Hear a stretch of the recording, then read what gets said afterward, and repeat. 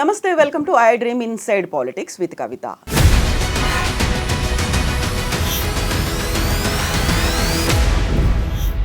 తెలంగాణ రాష్ట్రంలో తెలంగాణ తల్లి విగ్రహం రాచరిక ముద్రలు కనిపిస్తున్నాయి. అలా కాకుండా ఒక సామాన్య మహిళగా కనిపించాలి, తెలంగాణ తల్లి విగ్రహాన్ని మార్చే ఏర్పాట్లు జరుగుతున్నాయి.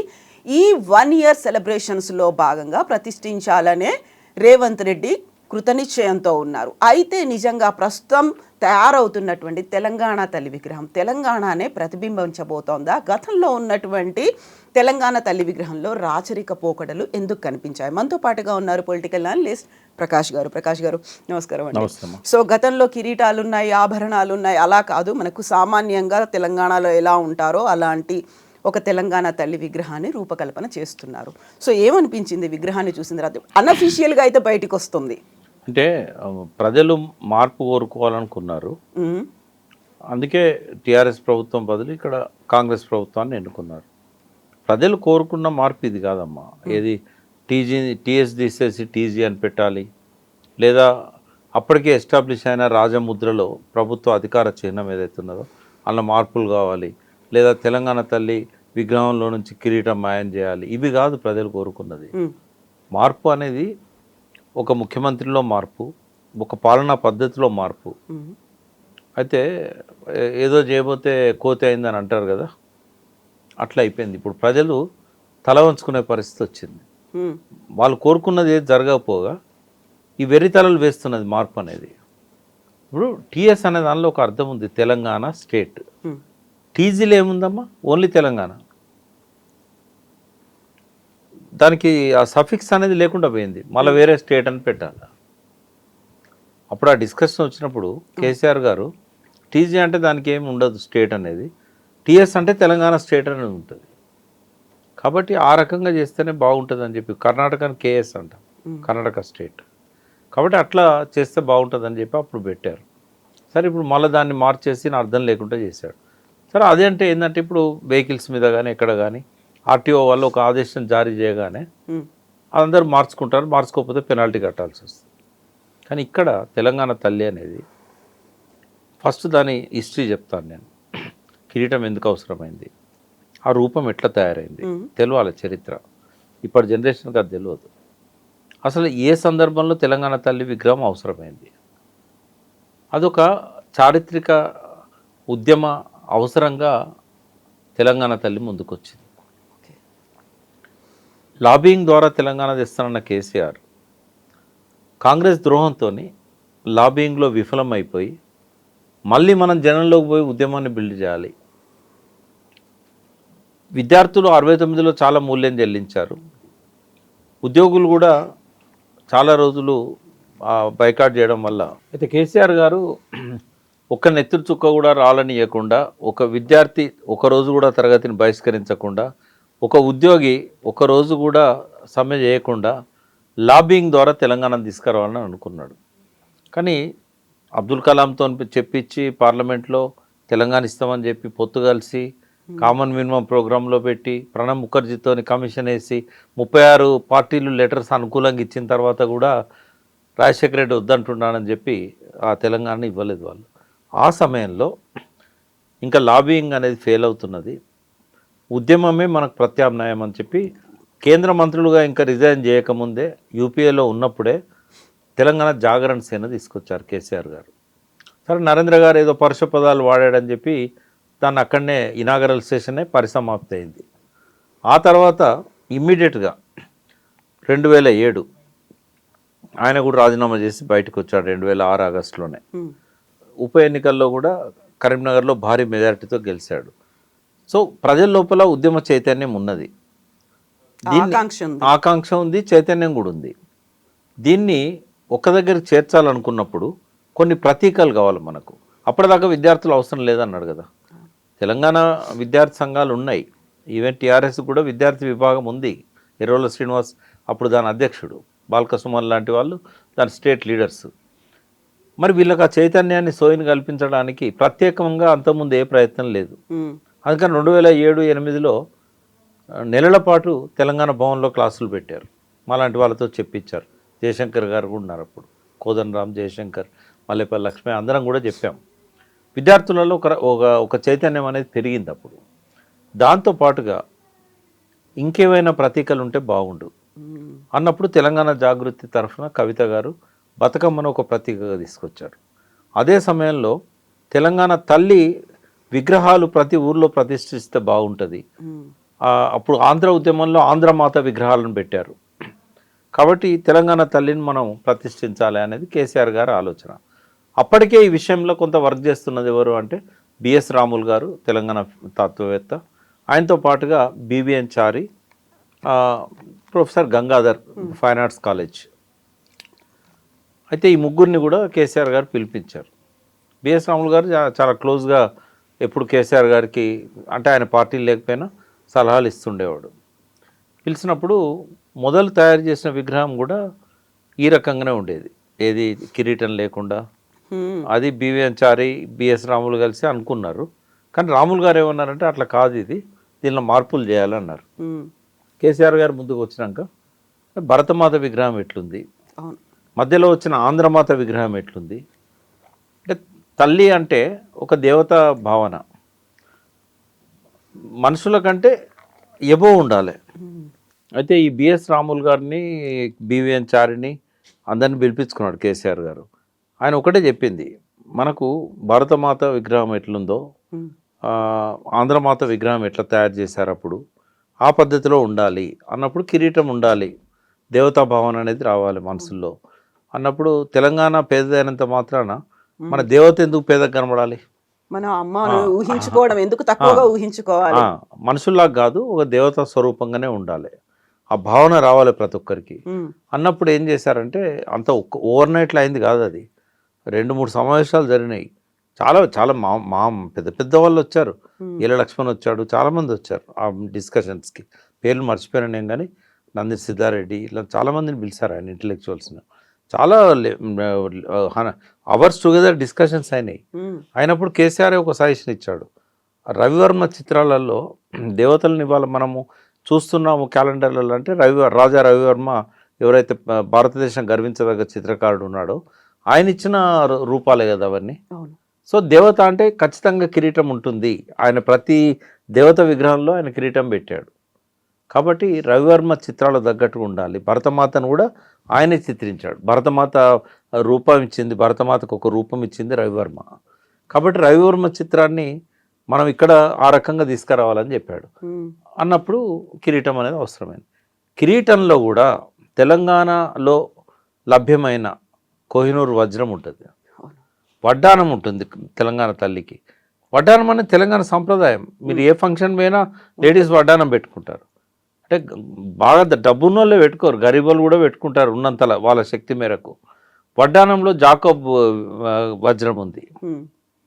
తర్వాత పట్టుచీర దేనికి సంకేతం? పోచంపల్లి, ఇక్కత్.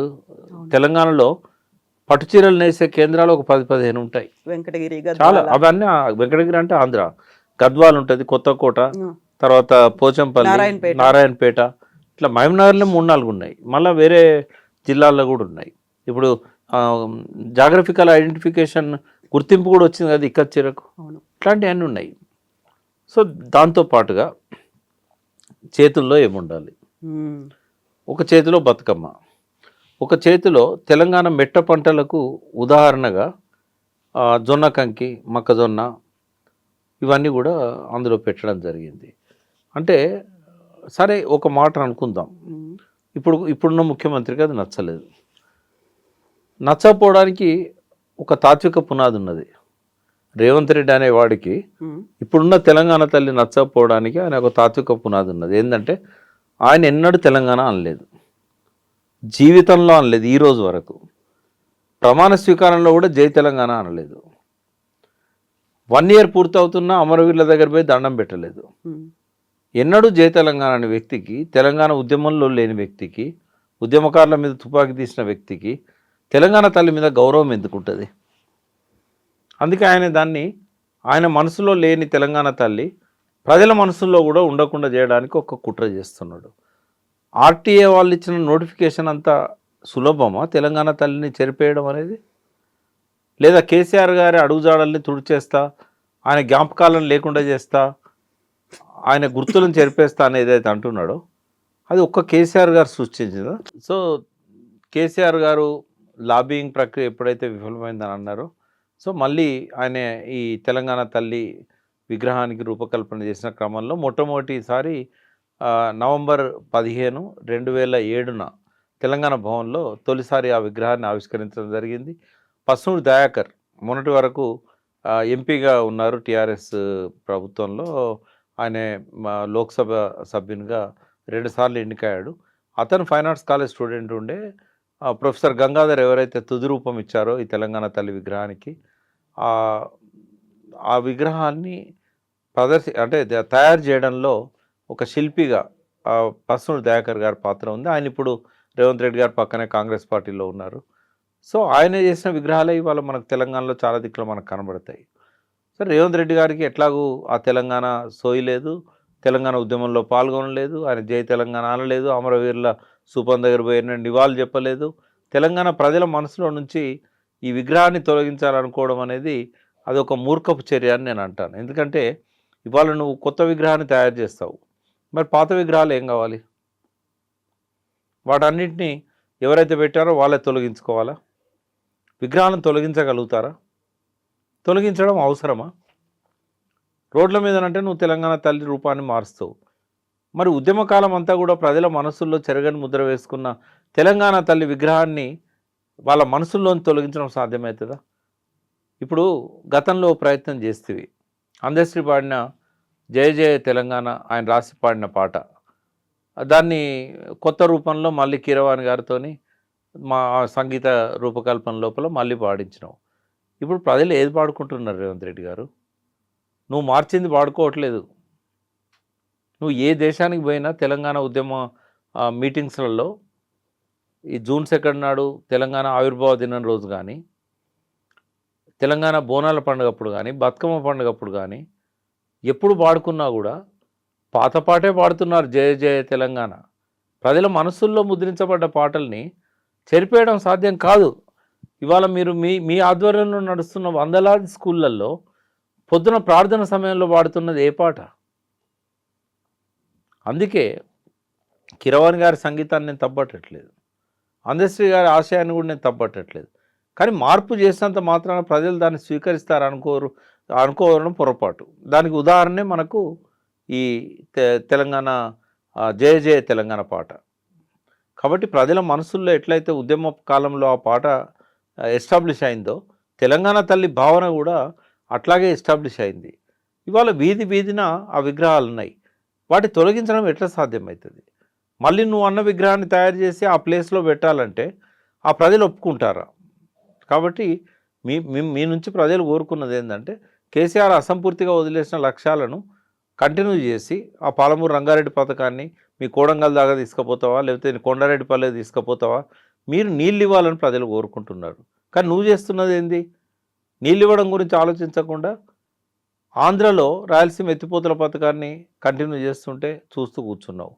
శ్రీశైలంను మొన్నటి వర్షాకాలం నుంచి 2 సార్లు ఖాళీ చేశారు, పోతిరెడ్డిపాడు ద్వారా నీళ్ళని తీసుకుపోతుంటే చూస్తూ కూర్చున్నావు.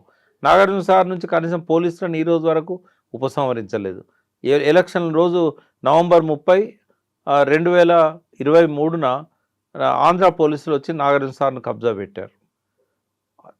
తెలంగాణ ఇంజనీర్ పోయి అక్కడ నీళ్ళ లెక్క చూస్తానంటే అతన్ని దొంగలాగా పట్టుకొని అతనితో క్షమాపణలు చెప్పించుకునే పరిస్థితి పోయింది. అంటే తెలంగాణ ఆత్మగౌరవం దెబ్బతింటుంటే, తెలంగాణ వనరులన్నీ కూడా మళ్ళీ దోచుకోబడుతుంటే వాటి మీద మాట్లాడకుండా ఈ పనికిమాలిన వాటి మీద నీ టైం అంతా వేస్ట్ చేసుకుంటూ ప్రజలు మార్పు కోరుకున్నది నీ ఇట్లాంటి దానికోసం కాదు. ఇంతకంటే మెరుగైన పాలన అందించాలి, గత ముఖ్యమంత్రి కంటే గొప్ప ముఖ్యమంత్రిగా చూడాలనుకున్నారు. కానీ ఇవన్నీ మూర్ఖ పనులు చేసుకుంటూ ఒక ప్రజల మనసుల్లో వాళ్ళు చేసిన పనికి పశ్చాత్తాపం వ్యక్తం చేసే విధంగా మీ ప్రవర్తన ఉండకూడదు. అభినందించాలనుకున్నా కూడా ఒక గొప్ప ముఖ్యమంత్రిగా ఉండాలని మేము ఆకాంక్షించాలనుకున్నా కూడా మనసు రావడం లేదు. సో కాబట్టి ఈ వెకిల్ ప్రయత్నాలు మానుకొని తెలంగాణ తల్లిని రేపు నువ్వు సెక్రటరియట్లో పెట్టినా కూడా అప్పుడు అక్కడనే నీ లక్ష్యం కనబడతా ఉంది. ఏంటంటే చౌరస్తాలో ఉంటే లక్షలాది మంది రోజు చూస్తారు, దండం పెట్టుకొని పోతారు తెలంగాణ తల్లికి. 4 గోడల మధ్య బందీ చేయాలనుకుంటున్నావు సెక్రటేరియట్లో. ఇది ఎట్లా కరెక్ట్ అవుతుంది? రాజీవ్ గాంధీ విగ్రహాలు ఊరూరా ఉన్నాయి. ఆయన త్యాగాన్ని తప్పట్టడం లేదు. One of the best prime minister Rajiv Gandhi. కానీ తెలంగాణ తల్లి కోసం పెట్టిన స్థలంలో నువ్వు రాజీవ్ గాంధీని పెట్టి తెలంగాణ తల్లిని సెక్రటేరియట్ 4 గోడల మధ్య బందీ చేస్తే ఇది పర్మిషన్ తీసుకొని నీ పాస్ తీసుకొని లోపలికి వచ్చి దండం పెట్టాను తెలంగాణ తల్లికి. అంటే నీకు తెలంగాణ తల్లి మీద గౌరవం లేదనేది ఎస్టాబ్లిష్ అయింది. నీకు తెలంగాణ నువ్వు జై తెలంగాణ అనవనేది తెలుసు. కానీ తెలంగాణ తల్లిని కూడా నువ్వు 4 గోడల మధ్య బందీ చేసి రోడ్ల మీద ఆ విగ్రహాలన్నీ తొలగించే విధంగా నీ చర్యలు ఉంటే నిన్ను ఎట్లా మేము అప్రిషియేట్ చేయాలి? కాబట్టి ఇది ఒక మూర్ఖపు చర్యగా నేను భావిస్తున్నాను. తెలంగాణ తల్లికి ఒక సముచిత స్థానం సచివాలయంలో తీసుకొచ్చి పెడుతున్నాము అంటే ఇప్పటిదాకా జరగని పని మేము చేస్తున్నాము అనే ఒక మాట రేవంత్ రెడ్డి సర్కార్ చెప్తోంది. కాదంటారా అది? అంటే సచివాలయంలో అసెంబ్లీలో తెలంగాణ తల్లి విగ్రహం పెట్టడాన్ని ఎవరు తప్పు పట్టరు. బట్ ఇక్కడ ప్రజలందరూ కూడా కొన్ని లక్షల మంది రోజు పోయే బాట అది. మంచి స్థలాన్ని కేసీఆర్ గారు ఎంపిక చేశారు. అక్కడ ఆయన రాజీవ్ గాంధీ విగ్రహం పెట్టకపోయినంత మాత్రం నష్టం ఏముంది? ఎందుకంటే ఎక్కడ చూసినా రాజీవ్ గాంధీ విగ్రహాలనే. కావాలంటే అంబేద్కర్ విగ్రహం అంత ఎత్తు పెట్టుకోవచ్చు సెక్రటేరియట్ ప్రెమిసెస్లో, ఎవరొద్దన్నారు? బట్ తెలంగాణ తల్లి కోసం ఉద్దేశించిన స్థలాన్ని అక్కడ నుంచి తీసుకుపోయి నువ్వు లోపల పెట్టడం వల్ల అది సముచిత స్థానం ఇచ్చినట్టు కాదు. ఎందుకంటే ఇక్కడ రోజు కొన్ని లక్షల మంది ఆ బాటెంబడిపోతుంటారు, దండం పెట్టుకుంటారు. ఇప్పుడు అనుమతి తీసుకొని లోపల రావాలి. ఎవరన్నా ఆ విగ్రహం దగ్గర రావాలంటే పెట్టమనండి. మంచి తెలంగాణ తల్లి విగ్రహాన్ని అంబేద్కర్ అంతా పెట్టమనండి, కానీ బయట పెట్టాలి అది. ఇప్పుడు ఎలాగో బాపు విగ్రహం పెడతాం అంటున్నారు కదా, బాపు ఐడియాలజీ సెంటర్ని 220 ఎకరాల్లో. అంటే బాపు ఐడియాలజీ అనేది విగ్రహం రూపంలో ఉంటే సరిపోదు, ఆచరణలో ఉండాలి. గ్రామ స్వరాజ్యాలు అన్నాడు బాపు. ఏం చేస్తున్నారు? ఎక్కడన్నది? బాపు సిద్ధాంతాన్ని ఎన్నడో పాతిపెట్టింది కదా భారత పాలకులు. ఆయన చనిపోవడానికంటే ముందే ఈ దేశాన్ని ముక్కలు చేసి ఆయన ఆశయాన్ని, ఆయన లక్ష్యాన్ని గండికొట్టారు కదా. బాపు ఆశయాలకు తిలోదకాలు ఇవ్వడం అనేది బాపు బతికుండగానే స్టార్ట్ అయింది. అప్పుడు మహమ్మద్ అలీ జిన్నాని ఎదుర్కొనే సత్తా లేక సర్దార్ వల్లభాయ్ పటేల్ లాంటి వాళ్ళు కూడా కాంప్రమైజ్ అయ్యే పరిస్థితి వచ్చింది. అప్పుడు 1947 నుంచే ఆయన ఆశయాలకు తిలోదకాలు ఇచ్చారు. ఇవాళ బాపు ఉంటే ఎన్నిసార్లు ఆత్మహత్య చేసుకునేటోడు. ఇవాళ ఏదో ఆయన రీసెర్చ్ సెంటర్ ఆయన పేరు మీద ఏది పెట్టినా కూడా వీళ్ళ ఆశయాలను, బాపు ఆశయాలను వీళ్ళ ఆశయాలతోని అలైన్ చేయాలి, వాటిని అమలు చేయాలి. ఎక్కడుంది అది? ఆ పేరుతోని మళ్ళీ ఏదో ఒక సింబాలిక్గా చూపెట్టడానికి పనికొస్తుంది తప్ప ఏం చేయరు. బాపు ఘాట్లో విగ్రహం పెట్టినా కూడా ఆశయాలను అమలు చేస్తే బాపు లక్ష్యాలకు అనుకూలంగా ఉన్నారని చెప్తారు. ఆయన అదంతా నాకైతే భయం అవుతుంది. ఎందుకంటే ఈ తెలంగాణ ఈ రోజు వరకు కూడా అంటలేడు.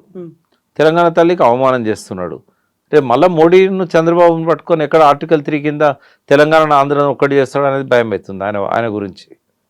ఏ ఎక్స్టెంట్కైనా పోవచ్చు ఆయన తన సీటు కాపాడుకోవడానికి. కాబట్టి ఎంత తొందరగా రేవంత్ రెడ్డిని వదిలించుకుంటే తెలంగాణ అంతా బాగుపడుతుంది. ఎస్ ప్రకాష్ గారు, థ్యాంక్ యూ సో మచ్ అండి.